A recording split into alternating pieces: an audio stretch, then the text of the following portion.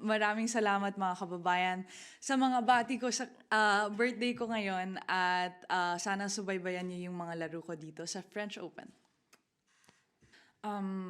Yeah, I'm having a lot of fun here. A lot of good practices and a lot of hours on court, so I'm really excited to start the week. Okay, who would like to get us started? Just raise your hand.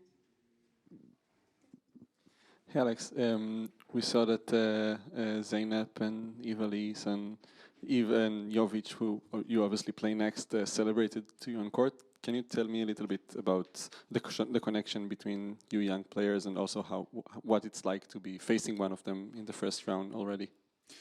Yeah, they were so sweet. They were sweet enough to come to me with a cake this morning, and yeah, each and every one of them are such dear friends of mine, and I think you know, I don't know how I would survive the tour without these friendships, because it's not just, you know, my friends from tennis. They're really my friends, you know, in life, I would say. And yeah, it's very normal that at times we play each other. We play so many tournaments.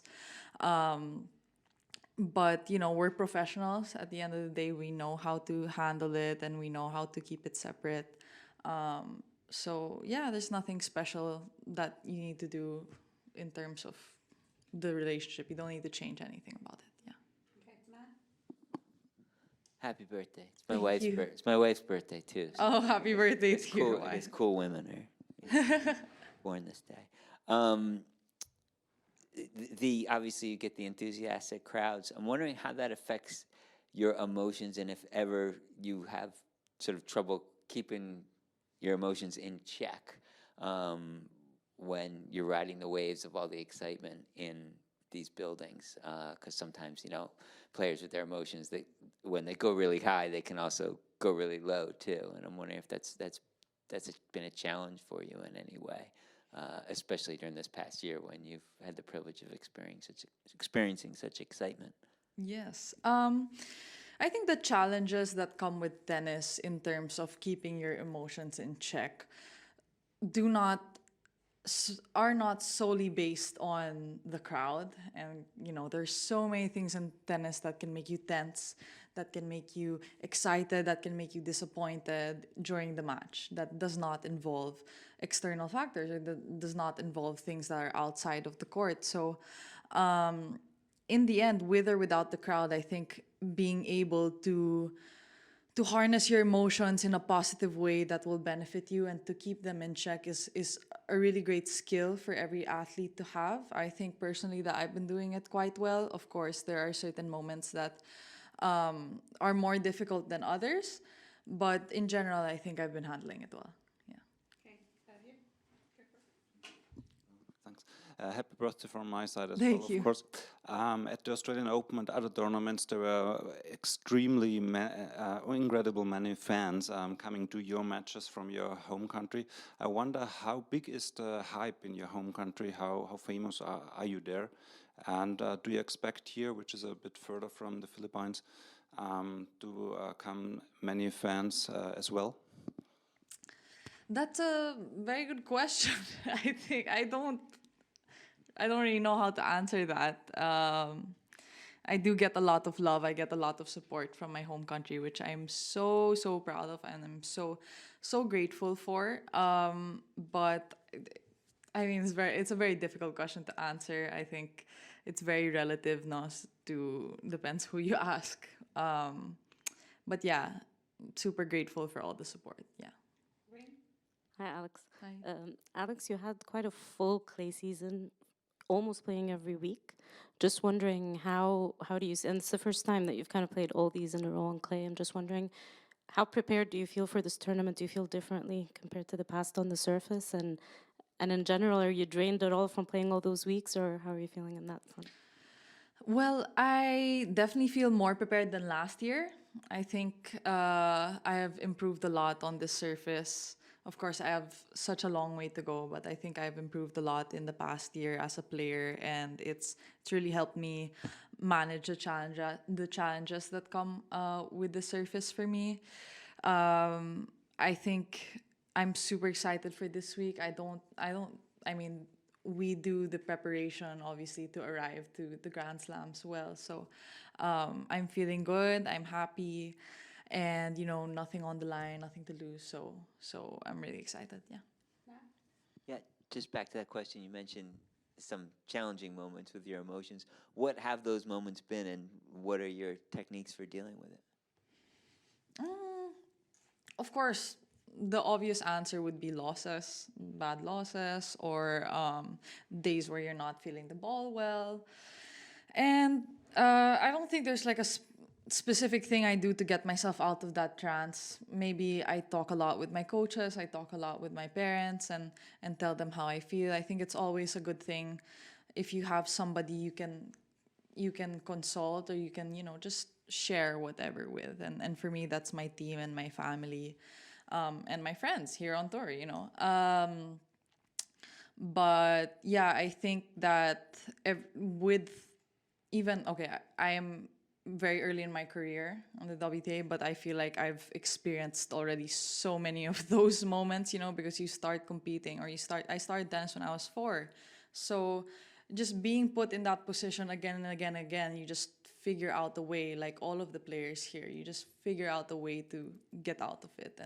And sometimes it's not something you can explain, or it's not something you can teach. It's just something that we have, and that's why we're here. Okay, we'll do 2 more, Ben and then Rain. Hi, Alex. I'm Hi. curious because you had such a big Cinderella run last year in Miami and got, a huge jump in the rankings there and a lot of ranking points. And now, more than a year later, those points have fallen off. And maybe I'm curious for you if that's at all like a relief, like sort of if you have this big, first time having this big amount of points and big amount of ranking jump, now that you're sort of survived a full cycle past that, and you're still a top 50 player and, the world hasn't ended, if it's at all relaxing to sort of feel, I don't know, like you're more even, you know what I mean? I wouldn't use relief as the word. I'm very proud because, so if we talk about Miami specifically, I was started 140, and then after that I was around like 75, something like that. And not only did I maintain that ranking after Miami this year, I was like 40 or something, which is really good. And of course, I'm always hungry. I'm always wanting to improve, but I'm really proud of that. I think that's something I should take pride in, and we did put a lot of work into that. But yeah, I think I've done a lot of good things, even at the start of the year.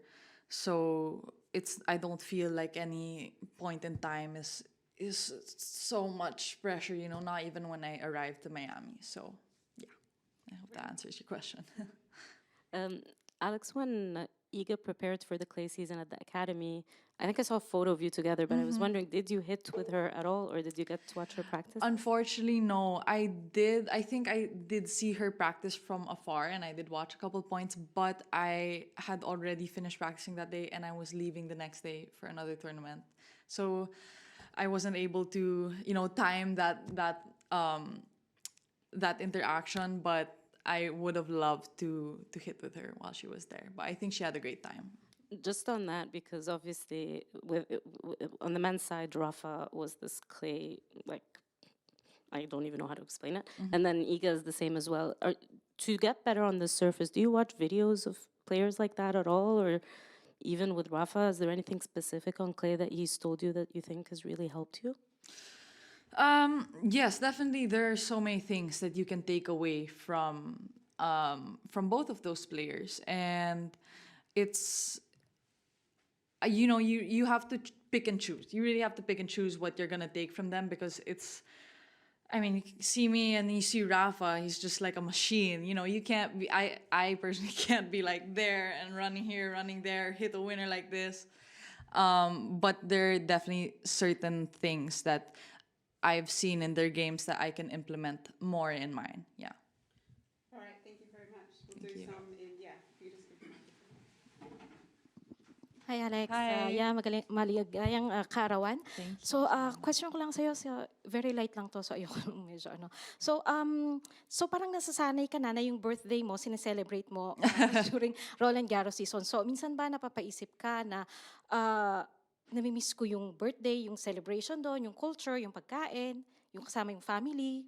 Saan? Sa Pilipinas? Yung parang birthday celebration mo na dati nandun, tapos ngayon nandito ka.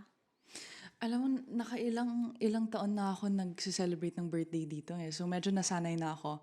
And sobrang swerte ko na makaranas ko yung birthday ko dito sa Paris, syempre, tsaka sa Roland-Garros mismo. And good sign yon na kapag nandito ako, ibig sabihin, naglaro ako ng Grand Slam. Kaya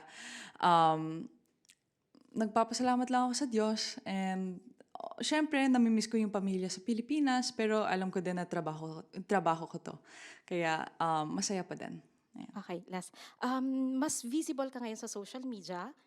Tapos lahat ng post mo, very talaga nag-trending siya. And nakikita ka na rin namin ngayon sa mga magazine, nagpo-post. Ito. So, alin yung mas nakaka-pressure? Yung nandun ka sa court or yung nagpo-post ka for ano? Siyempre yung nandun sa court, malayo.